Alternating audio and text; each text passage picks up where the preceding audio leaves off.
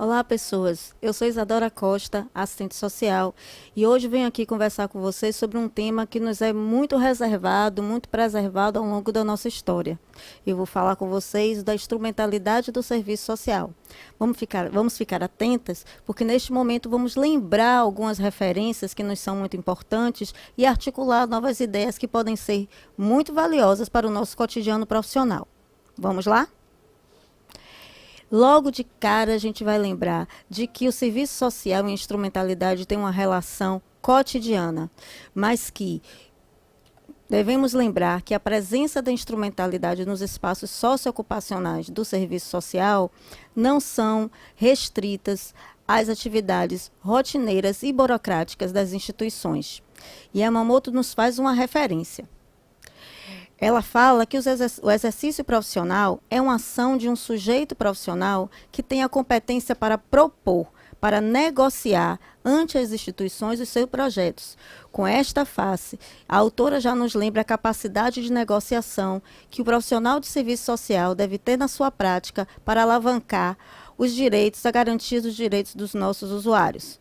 Ela diz ainda que é buscar apreender o movimento da realidade e detectar tendências e possibilidades nela presentes, passíveis de serem impulsionadas pelo profissional. Mais uma vez, a autora nos chama a atenção do caráter transformador da nossa profissão através da nossa instrumentalidade. É através dessa capacidade que o profissional tem de negociar possíveis projetos e de articular junto com seus usuários a socialização dos seus direitos e garantia destes enquanto fundamentais que a instrumentalidade se pauta. Falando nisso, a gente precisa lembrar qual é o nosso principal objeto de trabalho, a questão social. Entendendo a questão social como um conjunto das expressões das desigualdades de uma sociedade de capitalismo avançado, de reprodução do trabalho coletivo e de apropriação privada, com práticas neoliberais cada vez mais pressionando as políticas sociais, nós percebemos que o assistente social se vê no meio dessa contradição, como já nos relembra a autora. É nesta tensão entre a produção da desigualdade e a produção da rebeldia e da resistência que trabalham os assistentes sociais. Mais uma vez, nós lembramos da capacidade transformadora que a instrumentalidade do serviço social tem. É nessa leitura dinâmica da realidade social que nós estamos inseridos. E a partir dessa leitura crítica é que nós podemos fazer novas propostas, fazer uma leitura crítica da realidade e dos projetos que estão vigentes, se eles dão conta da realidade social. Se os usuários têm conhecimento dos seus direitos, fazer uma escuta qualificada e uma leitura crítica embasada teoricamente e politicamente, alavancando para além do aparente. Nesse sentido, nós relembramos outra autora muito importante para a instrumentalidade do serviço social, que é Yolanda Guerra, quando ela diz que nós precisamos pensar a instrumentalidade como uma determinada capacidade ou propriedade constitutiva da profissão, construída e reconstruída ao longo do processo sócio-histórico da mesma. Nesse sentido, a autora nos coloca como donas dessa capacidade, dessa instrumentalidade, desse arcabouço técnico-operativo que nos instrumentaliza a agir, a intervir, a interpretar a realidade social e, assim, propor novas intervenções. Ela nos coloca também com esta citação que o serviço social faz parte dessa instrumentalidade, que essa instrumentalidade constitui esta profissão de uma maneira dinâmica através do processo sócio-histórico. Falando assim, a gente ressalta de que a nossa profissão não é estática, ao contrário, ela acompanha o movimento da sociedade. E se assim ela acompanha o movimento da sociedade, a nossa instrumentalidade também deve estar organizada à disposição da cidadania e da garantia dos direitos. A autora também retrata a instrumentalidade como modo de ser que a profissão adquire no interior das relações sociais, no confronto entre as condições objetivas e subjetivas do exercício profissional, colocando aí as condições objetivas como as materiais, sala de trabalho, sigilo profissional garantidos, condições materiais de operacionalizar o serviço social. E as condições subjetivas dizem respeito ao caráter subjetivo da relação dialógica entre o profissional e o usuário. Esses dois precisam estar amplamente garantidos para que o exercício profissional possa ocorrer, garantindo a instrumentalidade e as condições inerentes a elas, que tem como arcabouço da sua Constituição condições materiais e condições imateriais, subjetivas. E é por meio dessa capacidade adquirida ao longo do exercício profissional que os assistentes sociais modificam, transformam, alteram as condições objetivas e subjetivas e as relações interpessoais e sociais existentes num determinado nível da realidade social, o cotidiano. E Yolanda Guerra nos chama muito bem a atenção quando ela nos conclama a pensar sobre a capacidade de modificar e alterar o panorama das condições objetivas e subjetivas dos usuários, impulsionando essa capacidade dele transformar o seu cotidiano através de uma leitura para além do aparente.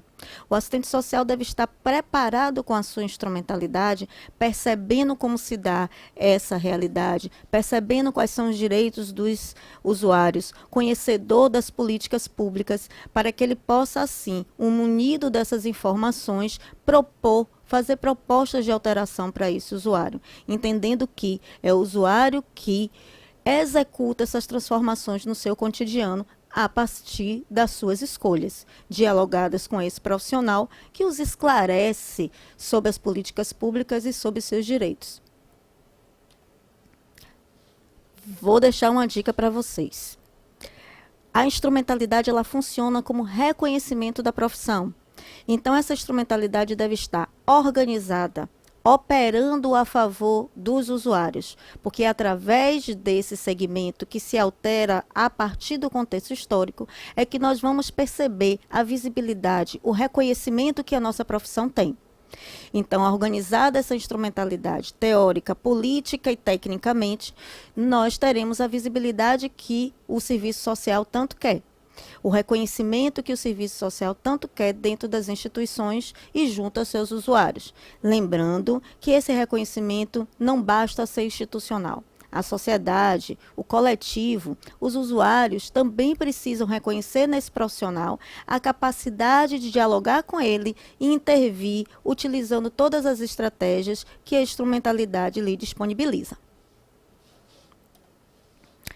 Voltando a dialogar um pouco com Yamamoto, ainda sob a presença da instrumentalidade no cotidiano do serviço social, ela nos chama a atenção para as 3 dimensões que nós já conhecemos que a instrumentalidade tem.